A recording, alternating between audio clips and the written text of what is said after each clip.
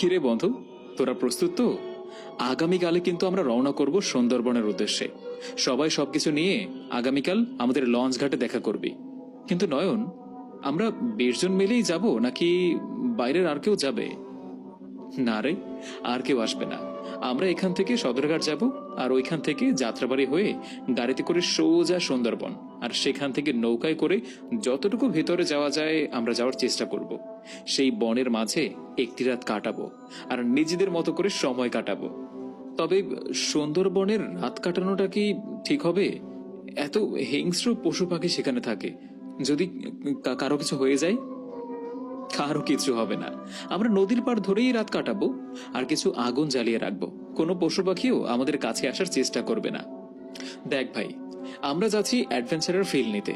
তোরা যদি চাস তো আসতে পারিস, আর যদি তোদের ভয়ই লাগে তাহলে তোদের আসার দরকার নেই আমার সাথে। আরে এভাবে কেন বলছিস? এর আগেও তো আমরা তোর সাথে অনেকবার অ্যাডভেঞ্চারে জয়েন হয়েছি, তাই না? আমরা কত উঁচু উঁচু পাহাড়ে গিয়েছি, গভীর সমুদ্রেও তো গিয়েছি। ঠিক আছে, তাহলে আর কথা বাড়াস না। তোরা ব্যাগপত্র গোছগাছ করে আগামীকাল আমাদের ঘাটে চলে আয়, ওখানেই দেখা হবে। এখন যে যার বাসায় যা। পরের দিন বিকেল 4টা বাজে আমরা 20 জন বন্ধু একসাথে আমাদের নদীর ঘাটে দেখা করি। সেখান থেকেই আমরা রওনা করি ঢাকার সদরঘাটের উদ্দেশ্যে।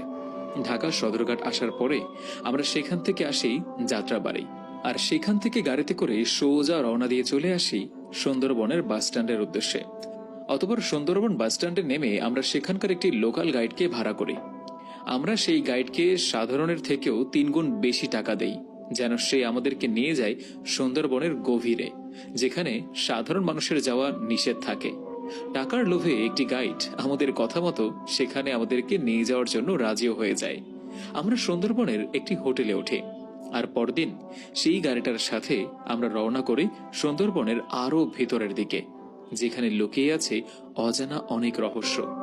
সুন্দরবনের নদী ধরে আমরা জঙ্গলের খুব ভেতরে চলে আসি, আর সেখানে আমাদের ক্যাম্প করব আজ রাতে। কিন্তু গাইড আমাদেরকে বলে যে এখানে কিন্তু অনেক হিংস্র পশু পাখি ঘোরাফেরা করে। গাইড আমাদেরকে এও বলে সব থেকে ভালো হয় আমাদের ক্যাম্পগুলো যদি আমরা গাছের ডালের সাথে বাঁধি। মাটিতে থাকা আমাদের জন্য ঠিক হবে না, তাই গাছের ডালে থাকলে আমাদের অনেকটাই সেফ থাকবে। তাই গাইডের কথা মতো আমরা সুন্দরবনের নদীর খুব কাছাকাছি একটি গাছের উপরে সকলের ক্যাম্প তৈরি করি, আর নিচে কিছু গাছের ডাল দিয়ে আগুন জ্বালিয়ে দেই, যেন কোনো হিংস্র পশু পাখি আমাদের কাছে না আসতে পারে। সেদিন রাতে আমরা যখন সকলে ঘুমিয়েছিলাম, আমার কানে একটি মেয়ের হাসির শব্দ আসছিল। আমি এর আগেও অনেক অ্যাডভেঞ্চারের ফিল নেয়ার জন্য